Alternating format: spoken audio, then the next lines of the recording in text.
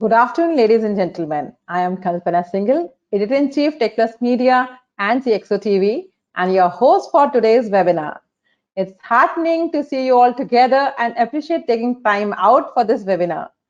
Sun Tzu, the author of The Art of War, said, if you know the enemy and know yourself, you need not fear the result of 100 battles. If you know yourself but not the enemy, for every victory gained, you will also suffer a defeat. If you know neither the enemy nor yourself, you will succumb in every battle. In this webinar, we want to give you an understanding of both yourself and the enemies, the cyber threats that had caused many senior executives like yourself to suffer from sleepless night where you are not sure if tomorrow you will be the victim. Today, we have FireEye with us, who is a veteran in the security solution industries. They fought numerous battles from the front line. This allowed them to distill these experiences and knowledge into innovation for technology. Experts that can be there for you and cyber threat intelligence that help you drive your security operations. We are delighted to welcome Mr. Anthony Ng, Vice President, System Engineering, APAC, FireEye. He has over 26 years of experience in enterprise solutions business, having worked with organizations like IBM and Dell EMC prior to FireEye. I'm sure the webinar is going to be interesting and takeaways helpful for you. Welcome, Anthony. As cyber attacks continue to advance, security teams are left struggling to cope, and organizations are increasingly at risk. Analyzing the volume of data and alerts generated by security tools every day is impossible without the use of technology to unify data and automate manual processes.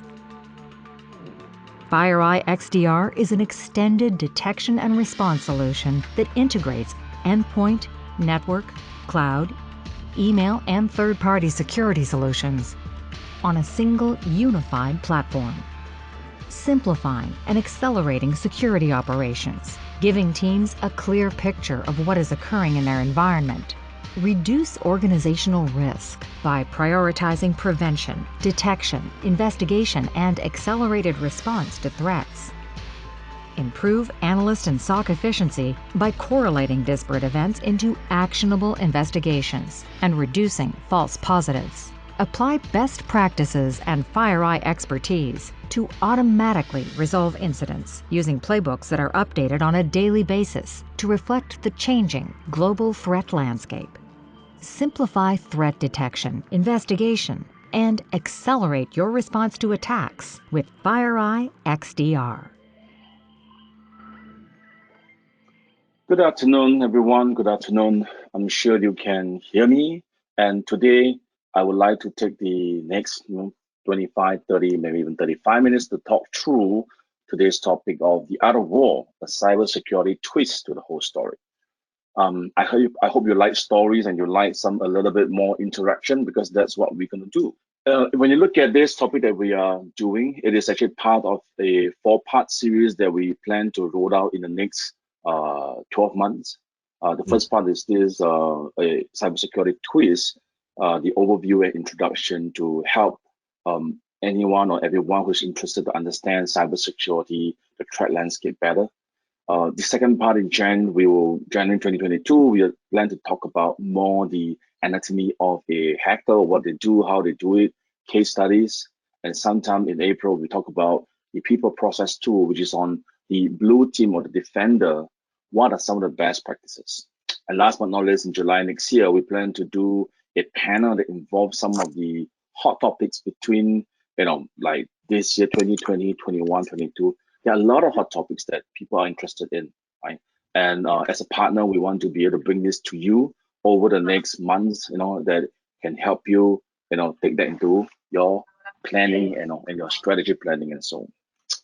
Okay, case study. Let me just disclaim a little bit. All these studies and examples here are observed from available sources outside our intel research and from experience that we work with customer. Nothing is represented directly to any of this audience that we work with. Most of it we use even a little bit of changing of the names and all these of characters just to make sure that we protect the individual or the organization. So for a start, I'm sure all of you like to have a little bit of interaction. First question I would like to ask here is, why are you here today? A few things. One is you're here because you attended this event because you have some specific question in your mind. You're looking for some answers, right? And usually when you go to an event, that could be something you go in with. You attended this event to hope to learn something about cybersecurity. Well, that's nice. You attended this event to learn more about FireEye because you heard a lot about FireEye. That would be fantastic. And last but not least is my boss asked me to attend. Usually that's what happens as well. So I'm gonna roll out, let me see. I'm trying to figure out where is the poll. Hold on, give me 1 second, everyone. Okay, I can't find the poll button. It's okay. So if you have the answers to this question, it'll be fantastic. At least you get to know why you are here. Yes, the poll came out. We give you about 20 seconds. There's about, substantial amount of attendees. The result will be quite fun, right? Let's give it another 10 seconds.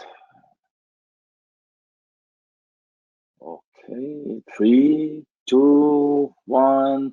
Okay, let's close the poll. And let's share the result.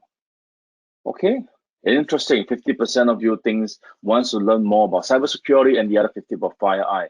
We are very honored by that, by the comment. Thank you. And let me get back to the presentation, which I will be covering both about FireEye and cybersecurity. Okay. Remember, today is an overview, right? So let's start with what Sindhu says, right? You need to know your enemy and yourself. You do not fear 100 better.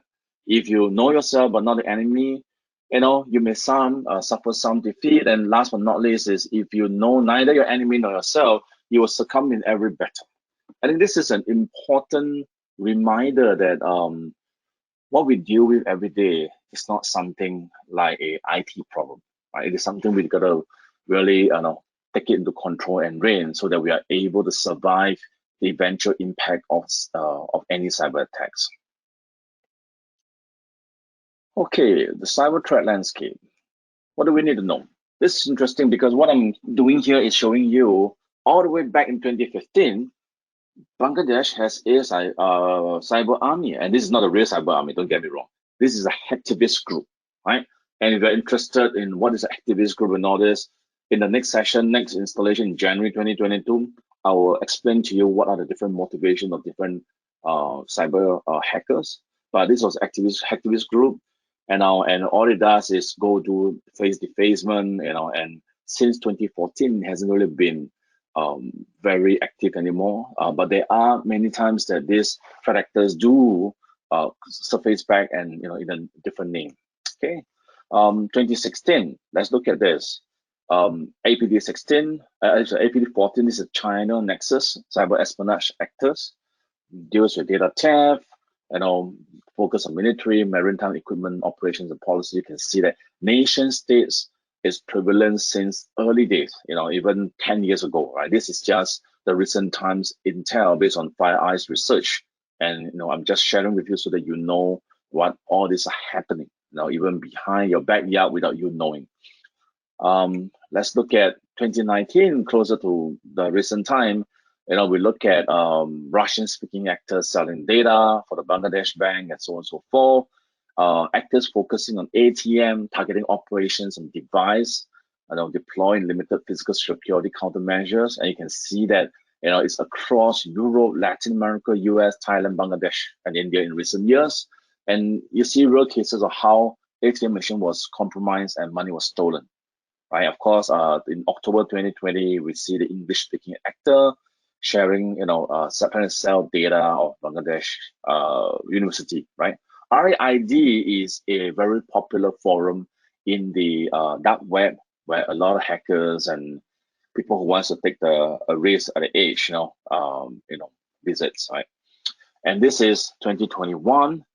If you look at this list, there's a lot of compromise going on, a lot of attacks, data being sold. When we say that information is being sold, it means that compromise had happened. So it's not like what if. Maybe it's not totally true, but these are validated articles on news media where FireEye researcher go into this forum and see what is happening and if the information is real, right? And it's not easy to shut them down because it's there alive. Okay, April 2021, cyber attack hit over 200 organizations, including Bangladesh Bank. Remember, this headline is on the news, right? And it is about the Hafnan attack that happens this year in April. Okay.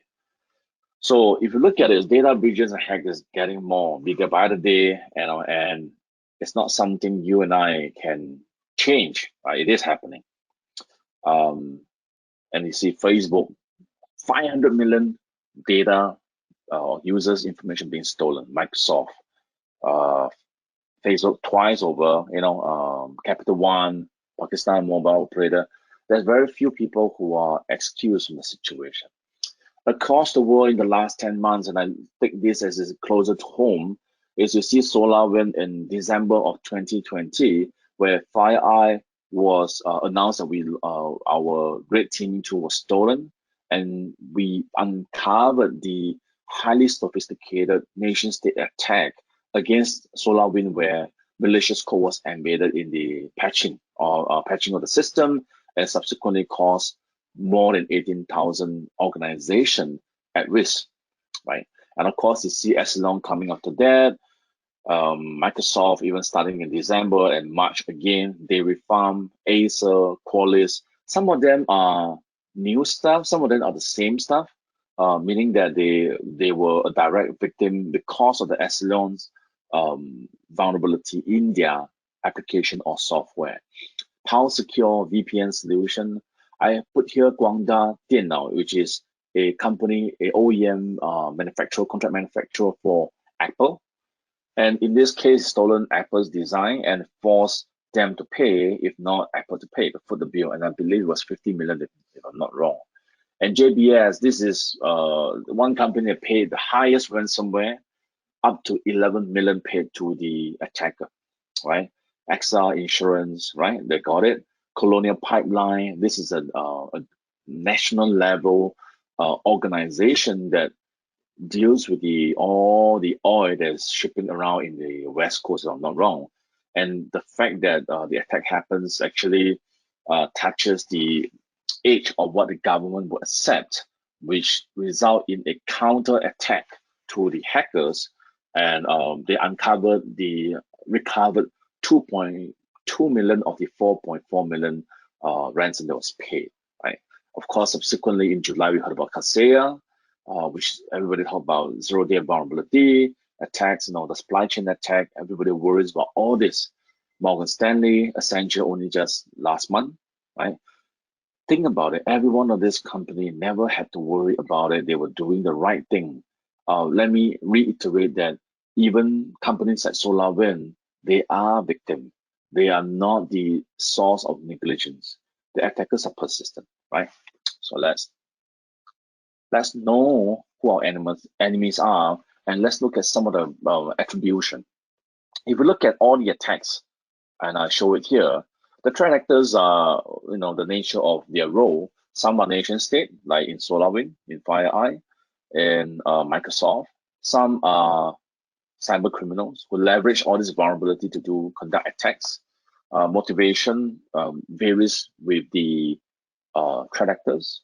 Typically, nation state will focus on espionage, and cyber criminals will focus on financial reason. In some cases, it's supply chain access. I use the word access is they take the access and could downstream sell it to threat actors who are interested in doing the ransomware attack and so forth, right? Methods, I put it there. You can see zero-day exploits and zero-day and supply chain attack is actually quite different. I know that most of us sometimes get mixed in that. And ransomware attacks is leveraging, ransomware threat actors is leveraging this to cause a lot of harm, right? If you look at the right-hand side, the impact, dollars, cents, customer data. If you look at SolarWind, access to 18,000 companies. Many of these are government department. If you look at just now the early pages where I talk about the different situation, the different data that been sold, a lot of it is from government agencies, right? And on the right hand side, we try to put it. I try to put in some names that I know. Fin11, Chop, REvil, they are all well-known criminals in the dark web, right? Over here you can see REvil again, Locksbait, DarkSide. Now, one thing I want to clarify about knowing your enemies, right? When you say that REvil or DarkSide or last year was Maze ransomware, they are not a group of people. They are a brand. That means what REvil does is they build a infrastructure of ransomware tools, capabilities, and they will go out there and recruit affiliates, members that will say, I would use your platform, use your tool, and go do my attacks. What they do is they share the returns. They will collect, now first attack, maybe 40% of the ransom. And for subsequent campaigns, they may charge a bit less. So what it means is a ransomware as a service infrastructure, which is why you will see that many of this, they quote the same name like REvil and all this, and they could be doing like hundreds of cases, and you wonder how big is this ransomware group. So let me clarify that they are not one group, they are an affiliate membership of threat actors that's using the same platform, okay? Which is why they can be all over the place. Now, the threat landscape fundamental, it is not a what, it is a who. I kind of reverse it a little bit here. When I say not a what, it's not a malware. You find that the my share of detecting antivirus to detect files and viruses, all this is no longer good enough, because the one that's coming after you is a person, a live person that's very interested to cause harm to your organization. They're professional, organized, and well-funded, as you can see from all these recent attacks, that millions of dollars have been requested and demanded in ransom. So it is not like I know what was the recent the recent mobile, not mobile, the telco company that was attacked was by a teenage. It is not usually a teenage who has nothing to do. It is usually by organized criminals, right? They have clear objectives, some of which can be long-term. If you look at SolarWinds as an example, they were in there for more than a year. We call that a dwell time. And the longer the dwell time, the bigger impact in their intent, and the outcome could be very detrimental to an economy, to a country, and so on and so forth. So how does this attack happen? This is a brief overview, because I feel like every one of us need to be on the same page to understand how this nation state or this cyber criminal work. We call it the attack kill chain. There's 6 primary steps. One is initial recon, which means they're trying to find out what is the best way to get into your organization. For example, if I know that you're using Microsoft Exchange 2013 and you have the vulnerability that Microsoft published, that is my initial recon to find a way in. Maybe you are a bank and you're trying to hire a finance manager. You publish on a public website, or you publish on your LinkedIn, right? And you have an email account that says, please mail your resume, right? That is my initial recon to go after the HR department of the bank, so that I can send you a weaponized PDF file or Word document. Okay. Initial compromise is how things happen. How did the breach happens? When breach happen, it could be someone, there is a firewall that you use that has a vulnerability. Like in Microsoft Hafnam case, it's like we call it a proxy logon, where the Exchange on-premise server has 4 zero-day vulnerability that Microsoft doesn't know at that point. It could also be a thumb drive and so on and so forth. The many emails, you name it, right? So when the initial compromise happens, the attacker comes in. They have no idea how your organization is organized. What do? They are trying to get access, establish foothold, get higher privilege, for example, an administrator, do internal recon all the time before the complete mission. So if you think about this 6 step, at the initial compromise, it's like building a high wall. You prevent as much as you could. And there's nothing wrong with that. If you have a email system that is for, let's say, 10,000 users, you would imagine that there's tons of spam mail that comes in, and those are lower threat, and their solution and do well at detecting and blocking it. But when you go to the advanced threat, it could be slightly different. So when you put layers and layers of defense, it is common and is usual. If you think that one layer of defense in terms of the technology for detection is enough, think again. Okay. The next part is that over the last couple of years, we can see that when detection and protection mechanism fail, is the ability to respond become critical. The ability to respond is running against the dwell time before the impact happens. Let me give you an example. In December last year, when FireEye came out and announced our breach, and we found out about this UNC 2452, which is the whole SolarWinds breach, if FireEye did not come clear to the public and talk about it, bear in mind that at that point, we do not have any legal responsibility. No data of customer was lost. There was no data breach. But we choose to talk about it, release indicators, so on and so forth. And guess what? That conspiracy, that whole thing was stopped in time. If we did not do that, guess what happens? For the next 3, 6, 9, 12 months, more organizations with SolarWinds could be breached without being told, or they may not be aware of. So I think the hardest part for the defender is the need for transparency. Detection, I think a security control versus another security control is different. If someone tells you that good enough security because it's cheap, it's not good enough.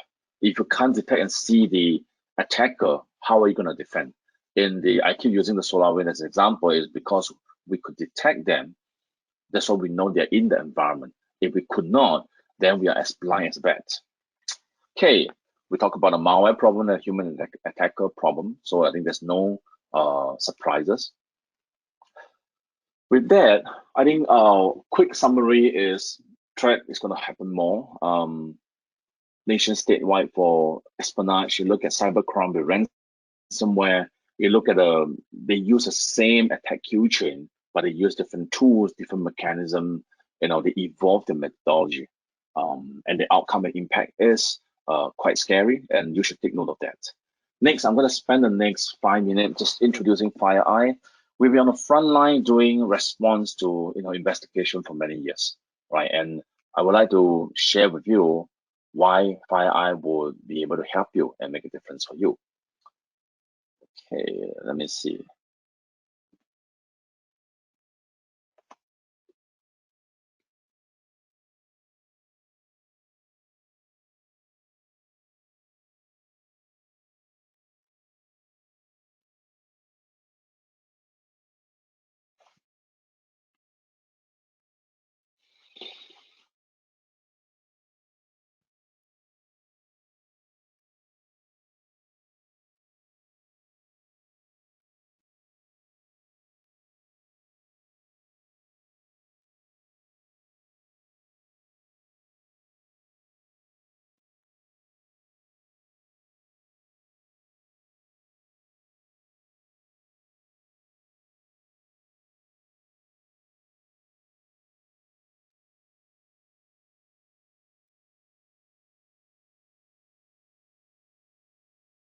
So as you can see, this last one is the SolarWinds incident.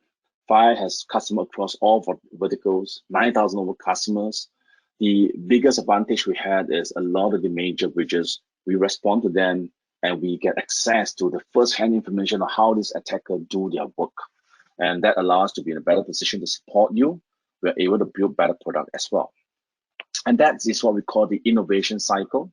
We have the frontline human expertise that's doing the investigation up against all these threat actors. We have threat intel division that does all the research, and this research allows us to understand in we call it adversary research, so intel in the dark web, what is happening. We can preempt the customer or the victim. Last but not least, when all this fed into the technology for innovation, we will understand how attackers evade certain technology, certain detection, and improve on it. Bear in mind that if you think that you buy a version of a technology or a security solution and you can run it for the longest time, without updating it, Again, that is not a very good idea. It's not enterprise solution. It's like going to war with a toothpick against a handgun, right? After a while, you need to upgrade to some kind of good weapon that can detect the attackers. Okay. Company profile, FireEye Mandiant, we have two portfolio of solution. First portfolio is what we call the Fire XDR. This is an integrated platform of technology that's native, giving you detect, protect, and respond capability under a single platform. And with intels and expertise from Mandiant, we're able to help customers leverage this platform to protect their organization for the longest time, right? And for Mandiant, this is a portfolio of solution that focuses on being agnostic, supporting agnostic controls. For example, try and tell you can fit this into different type of technology or SIM. Automated defense can work with different technology, and validation can support different firewall, different IPS, different endpoint, right? And I think this is important because there will always be situation where you say, I want a single platform, give me a platform. And there will be scenario where you say, give me the best of breed. And we have the portfolio solution that can support you in doing better in your journey to be stronger, to be better in your security posture. Okay. So it's not just what FireEye says. In the Forrester Wave, by the analysts, they rank our incident response capability in Q1 2019 as the top right, number one. There's nobody else that's near there. Even in the recent report, we were also top right. They don't release a report every year. So that just because 2019 doesn't mean it's not the latest. It is the latest. Okay. And for Intel, we have the Intel Services report where we were ranked also top on the top right as well. We were the number one, right? In the early days, there's no new reports on this, but from a technology on the sandbox, we call it commonly a sandbox. We are the leader in that. You can see 45.9 substantial market share, many accolades, awards for our product. I wouldn't run through more of this. This deck, if you're interested, please reach out. We'll be more than happy to, send it to you, right? Please just reach out and ask for it for all different products. What I want to highlight is this interesting, right? Everyone talks about machine learning, and FireEye machine learning is called malware guard. It is in our endpoint, it is in our network, it is in all the different technology in different shipment form. This was an award that we won as part of a competition. So this is not a free assessment like MITRE. It is not a paid assessment like Gartner or Forrester. This is truly a competition where we went up against multiple other vendors. In March 2020, our machine learning or malware guard was successful in detecting more than anybody else.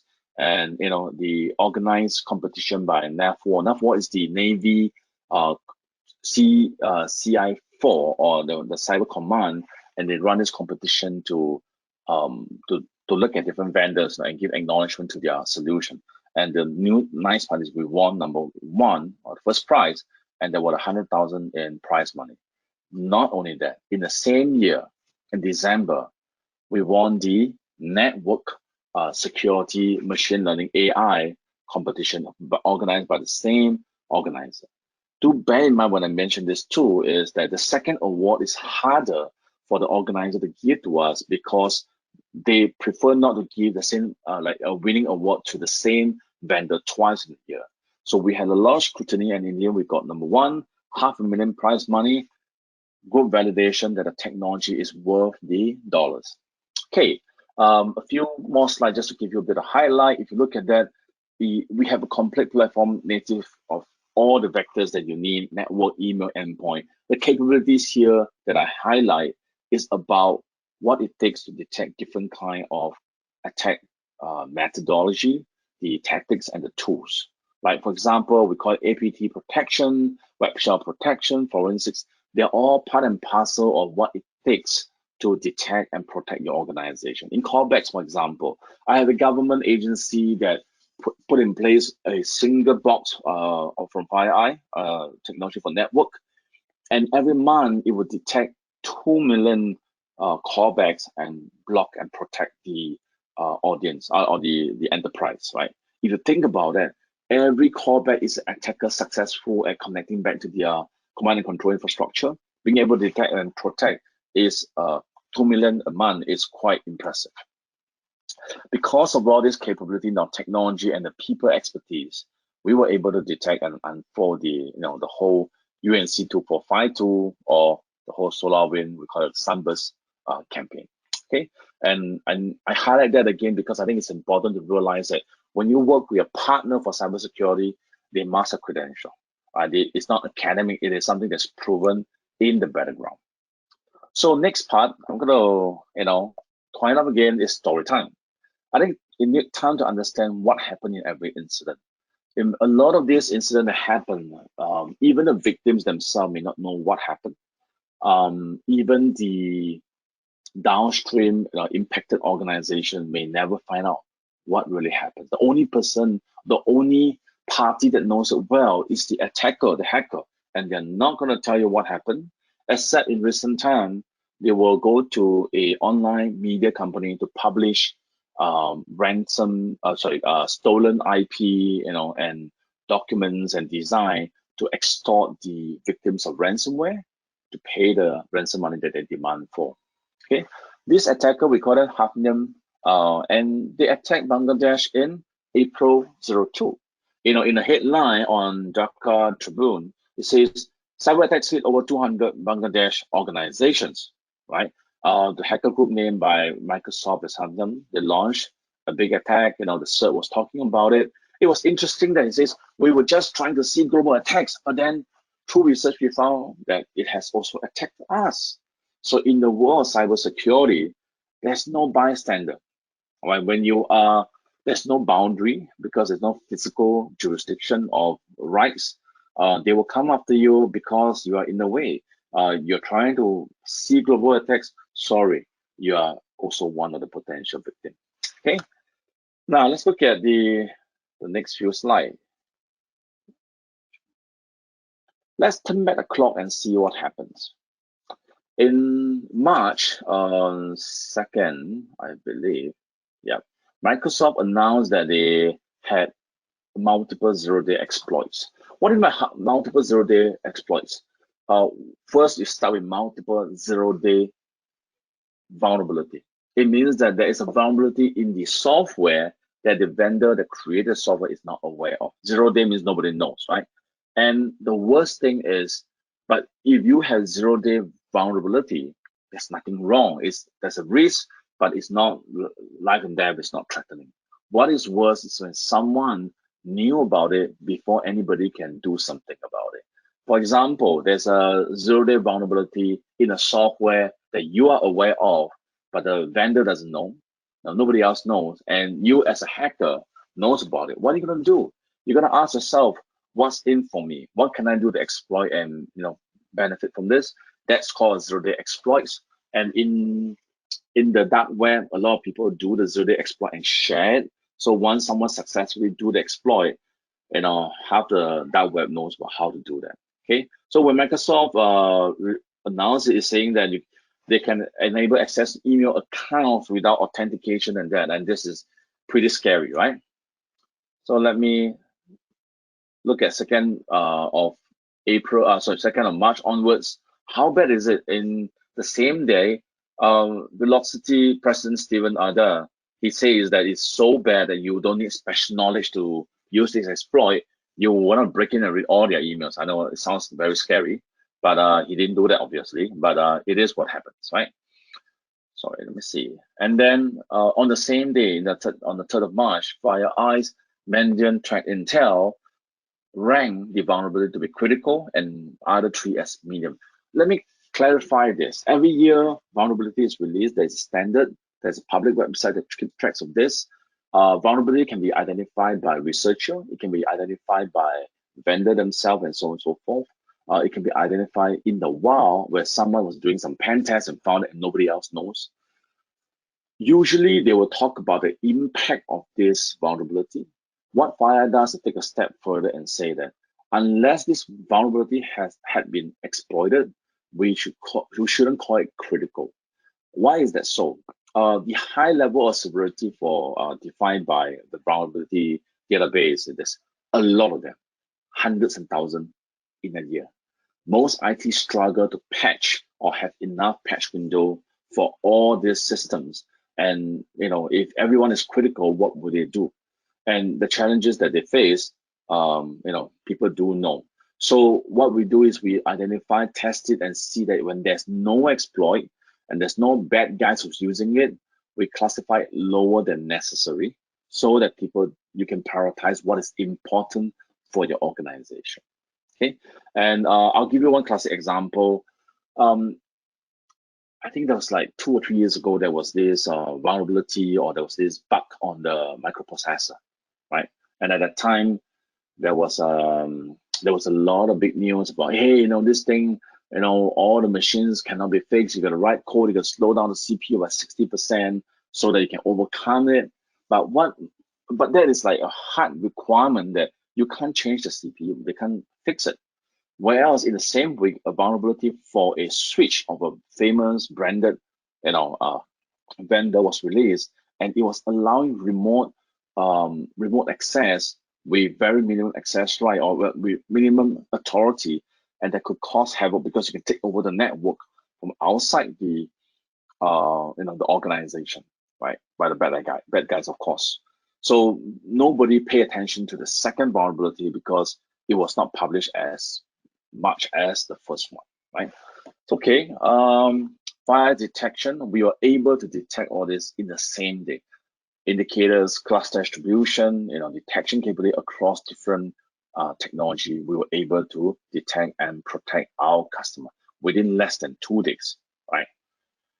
And we start providing intel, helping our customers and audiences of what these vulnerabilities are, what they should do with it, and so on and so forth.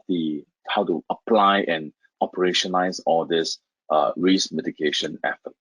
And in the published in the public, it says, hey, China chop, 4th of March. No, China chop is an old thing, right? It is something that was there since 2018. I'm quite well aware that it is a vulnerability that the Nexus China threat actor group use a lot to run remote codes using HTTP post command. Okay. Additional threat actors exploiting, by 5th of March. This is like 3 days after Microsoft announced, there are so many more malicious actors beyond Hafnam that is doing it. Wow. Why? If it works, it's published, I can copy and paste and do it and get something out of it. Why would I not? Most hackers group, malicious actor out there are not IT guys. They are criminals. They are doing their job as nation state, hacker, or they are cyber criminals. Don't see them as a technology nerd that's interested in writing code. No, they're not. Okay. So let me clarify that again, because during COVID time, when hospital was hit by ransomware, these threat actors sees people die and refuse to release the decryptor for the encrypted data of the system. So if you ask me, I would not give them any mercy or empathy. Okay, and at the same time, national security cert across the world was saying that this is a bad situation. European Banking Authority, no email access, many organizations affected, and this 4 zero-day vulnerability being exploited became a snowball, right? Even though on the 8th of March, when Microsoft released more IOCs to help you detect, there are still many actors who's taking advantage on unpatched system. How bad is this? Let me see. By 12 March, it was seen that about 400,000 servers was affected by 1st March, and by 9th of March, 100,000 servers is still vulnerable, right? And this is the unfortunate truth that the threat actors always move faster than the defender, than the organization. So the idea that let me not the best in terms, let me not be the last one, but the bad can eat me, is kind of like a bit of this mentality. Let me patch first and not be the last one. Now the next one is, because you got initial compromise, you can access. What do you do with that? Well, don't waste it. Let's just launch some ransomware and get a couple $1 million.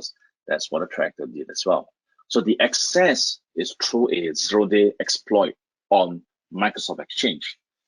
The impact depends on who the victim is and who is using the exploit. In some cases, these are ransomware attacks and costing the victims hundreds of thousands or millions of dollars.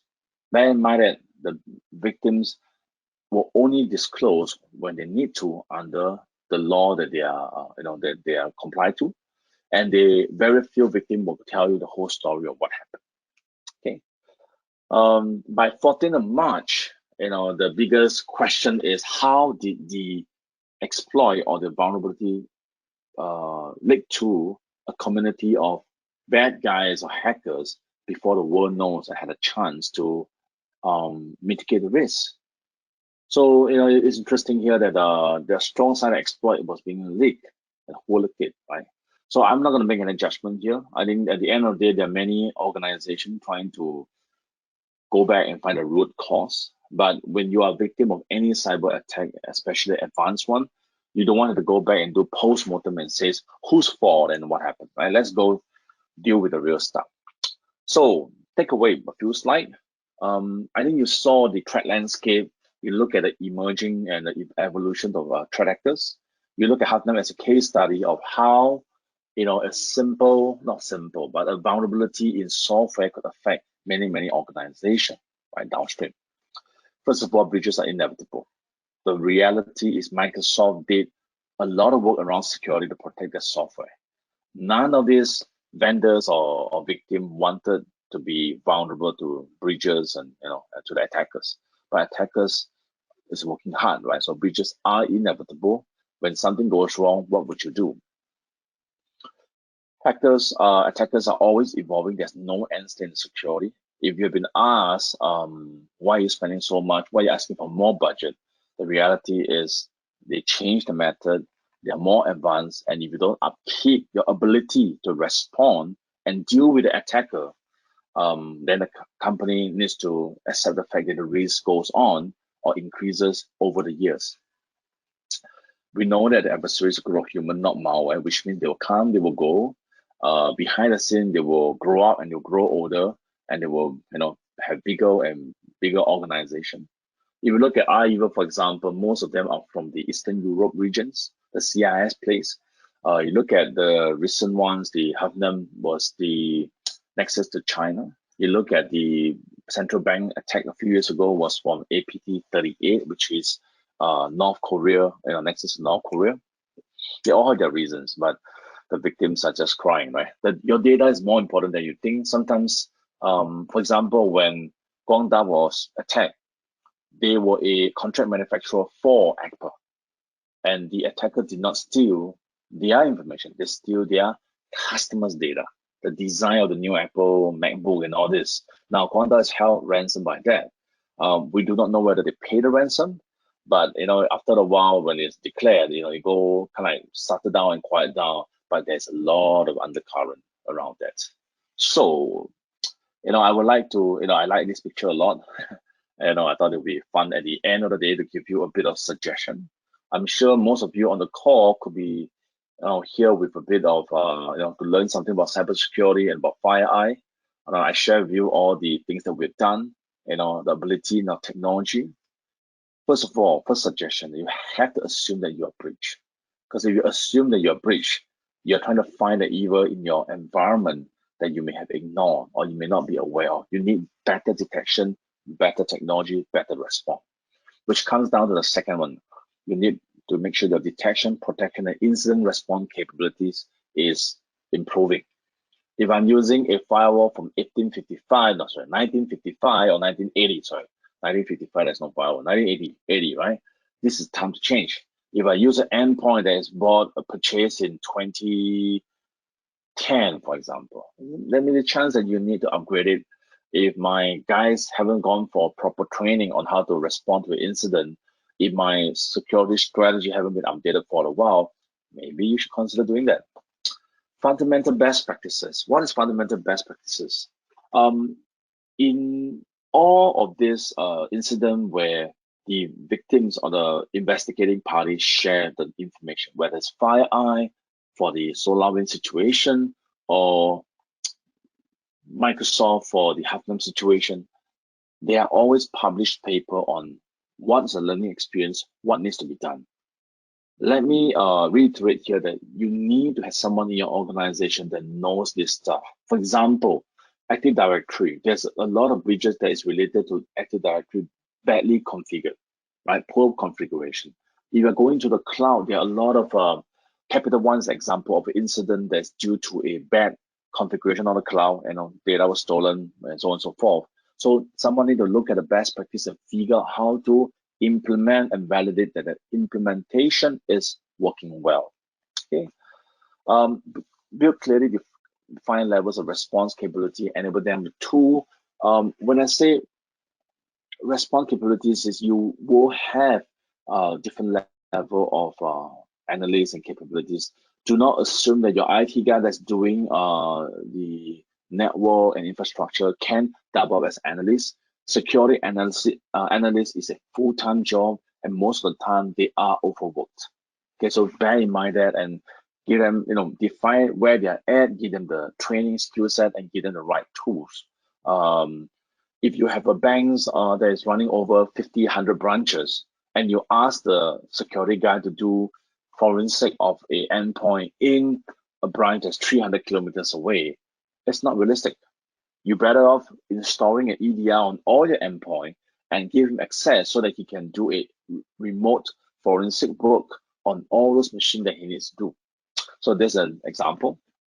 Complement with expertise, right? I know that most customers I talk to, depending on the industry, they will say, hey, some will say, I know I don't have people, I don't have headcount. My IT guy is also my security guy. I have customer who says that I have a team of 4 or 5, but I can run 24/7. So we find that a lot of actors or threat actors, they will come at you on Saturday night, Sunday night, where you're not working. So I would suggest that you look at your process in your incident response and either get some external help as part of retainer, we call it incident response retainer contract, or get an MDR, managed detection and response service from a reputable vendor that you can trust, so that it will cover you for the 24/7 requirement, right? Some will say, hey, what if I use MSSP? And well, we can talk about that separately. I just wanted you to know that the managed detection response, because they do the investigation, they give you a remediation recommendation. So remember, we talk about reducing the impact of a breach. With all this, what we're trying to achieve is minimum or no business impact resulting from cyber attacks, right? You can't prevent everything, but when something goes wrong, you have those takeaways that I talk about. You will be able to mitigate and reduce the impact of every breach or any breach. At this point, I would like to pass over and start our Q&A. I'm sure a lot of you may have questions and would love to interact with us as well. Yeah, thank you, Anthony. And this was quite an insightful presentation. And the way you have sum up in the end that how to enhance detection, protection, and incident response capabilities. Also highlighted the fundamental best practices and advising steps to avoid business impact of the cyber attacks. Thank you so much. And I think we have got a couple of the questions, and I would request you to kindly reply to them. Sure. So, yeah, I can see a question which is, we have security infrastructure implemented in our organization, which has NGFW, IPS, IDS, proxy, sandbox, all inbuilt. Okay. So how is it different from FireEye solution? That's interesting. I'll give you a few examples. If you look at different security controls, it's meant for mitigating different security risks. Like firewall, IPS, some of them are meant for policy-based and all that. The one thing that most vendors will say, hey, I have a sandbox as well, just like FireEye and all this. The reality is that if you are a hacker, you are the attacker, you want to detect sandbox-based detection and be able to evade it. And you'll find that most of the vendor out there who has all-in-one solution with advanced threat detection, the whole hypervisor-based technology is based on what is known, right? Whether it is VMware, or whatever is out there, and the attacker knows. So they're able to evade this detection and still cause harm. If you look at all the incident that's happening now, Kaseya, SolarWinds, you really think they don't have an NGFW? I guarantee you they have probably the latest NGFW, but they still get hacked, right? So for FireEye, what we are strong in is detecting all this advanced threat. We are able to detect, an attack when the malware has never been seen, right? So on and so forth. And our intel allows us to detect better. Our telemetry allows us to detect better, and that is one of the biggest difference. The lateral movement detection, we call it the smart vision, as part of our network solution. Big brand telco companies saying, I need that to put in between my network to my data center to observe if there's any bad guys that's trying to imitate as good guy, because they're not using malware, they're using commands. So when you're using commands and behavior, your sandbox doesn't even work anymore. So I just want to highlight to you that it's not about the technology and brand. The nature of how it's done for advanced threat is not easily detectable by the usual solution. Okay. Any question? Any other question? Yeah. So there is one more question, which is all about, we have already invested in firewall and UTM and IPS, and it is running fine. So do you still think adding FireEye APT solution over my existing security layer would further value add our existing solutions? And if so, how? So normally the test is easy. FireEye has network, email, endpoint, and for network and email, similar in principle. We are the last line of defense closest to the employee, right, the people. So for network, I'll put it at the last line of defense after all your proxy, IPS, UTM, everything closer to the user, right, so that you can track the IP address. For email, it will be after your anti-spam before you reach the mailbox. When you put it in that mode, what it does is catching whatever the guys or the other technology in front could not detect, right? Straightforward. And usually when you put it there for 2 weeks or whatever, you will see what the rest of the control misses, right? And when you see what they miss, you kind of understand that those technology are not designed to detect all this advanced threat. And I can tell you all the theory behind it, but truly, many customers say, hey, can I do a POC? I put it behind my proxy, firewall, IPS, and we still see things, right?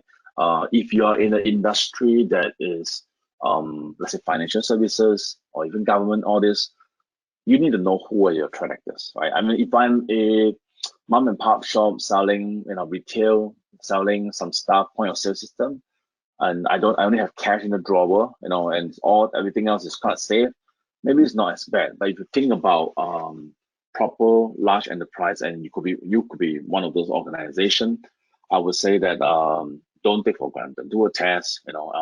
There's samples out there. Unless you know what to do, you can just send it across your network. If your UTM and firewall is not detecting it, sorry, man, your current defense is not good enough.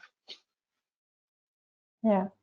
So how are you so confident on stopping or mitigating threats from signature-less or zero-day attacks? If you think about it, this is not an easy question, but it's a reality. When you say that zero-day attack, again, it's a very broad term. First of all, let me kind of try to explain a little bit, because zero-day vulnerability, we talk about that. It's a vulnerability that nobody knows. Many times the vendor who created the software doesn't know. Unfortunately, sometimes the attacker knows. But just because the attacker knows it doesn't mean he'll exploit it, because some vulnerabilities are very hard to exploit. Some are very easy. So for example, in the Hartnum situation, the zero-day vulnerability was very easy to exploit, which is why you see in a very short time, hundreds of thousands organization was at such a high risk. Okay. Now, how do we detect well and all this? It comes back to a few things. First of all, our technology in terms. Okay, I'll give you a few example of where it's different. If someone uses a malware that has not been seen, there's a few ways to detect unknowns. First is you can't use signature based, so you got to do machine learning, right? So when you say machine learning, It says, okay, what is it about machine learning? Machine learning is all about the samples and the different types of sample. When I say samples, is the volume of samples you have and what kind of samples, because you need to train the engine to detect. And FireEye, because we do a lot of frontline investigation, you need to be reassured that those samples you collect never goes to the street, doesn't give to anybody. So when you use it to train our machine learning engine, it's able to detect a lot of this customized malware better than other vendors or other solution provider. The other one is exploit guard. We detect exploit, which means a lot of ransomware in the past, when they do attack, they don't do an exe file. They launch a Excel file and so on and so forth. So what they do is to try to do something in memory using the Excel or Word document before they do the stage 2 download, right? So all this is what you're detecting without a real signature. The next part is, I call that sandboxing. FireEye Sandbox is very different from other vendors. First of all, it's proprietary. It's hypervisor that haven't been broken out or so-called breached before, so nobody knows how it does it. The important part is the way it emulates is it is able to emulate multiple operating system and multiple version of application at the same time. The how-to I can tell you, right? So for example, if you want a image of virtualization to detect Windows 8, Windows 10, and Office 2016, 2020, right? And then you need Adobe 10, 11, 12.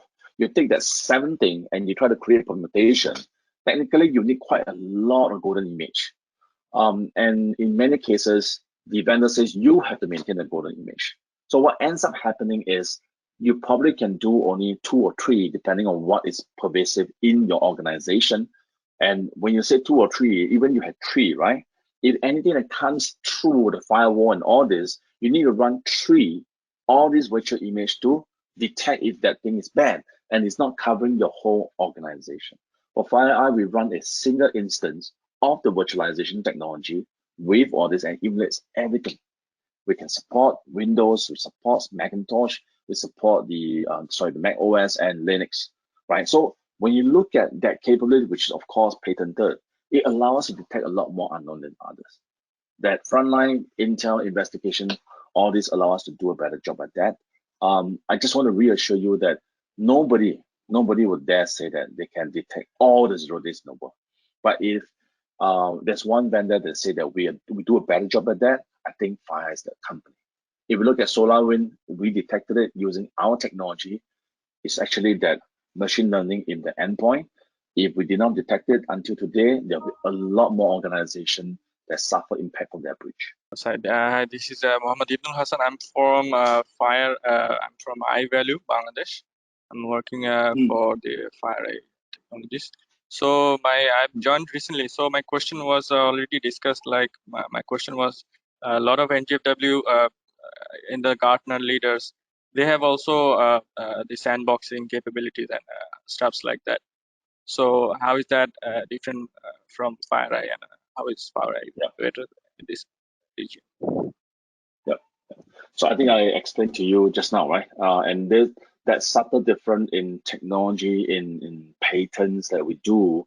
To be frank, we are still able to detect a lot of attacks firsthand, faster than anybody. One of the things that we do track at times, but it's not published, is when you look at virus total, we submit some of this detection that we had onto virus total, and you'll see that we are earlier than a lot of the other vendors, even for our endpoint. Right? And today our endpoint has a architecture that can put in additional modules. We call it the innovation architecture. And you ask, why do you have that kind of architecture? Part of the reason is FireEye's endpoint solution is used for the frontline investigation that we do, which means that the incident response consultant need a flexible tool that can build in capabilities that is not out of the box, right? So one of the example is lateral movement detection. In the past, when they look at different, let's say they use HX or our endpoint solution to pull back logs on people's entry, log on, log off between different machines, trying to analyze and understand, is there any threat actors, is there any suspicious behavior and how they are moving, where they're going, was never easy. It takes like hours, right? So they put in a new module, module that does that analysis called logon module, a logon tracker. And when they pump in the data, the outcome is in less than 10 minutes or less than 5 minutes. They know exactly, and they can find out, is there any suspicious lateral movement detection activities, right? So when you ask me, why is it better, is in a nutshell is we focus on high detection efficacy. Is the nature of what we do. We are not infrastructure company. We are a security company.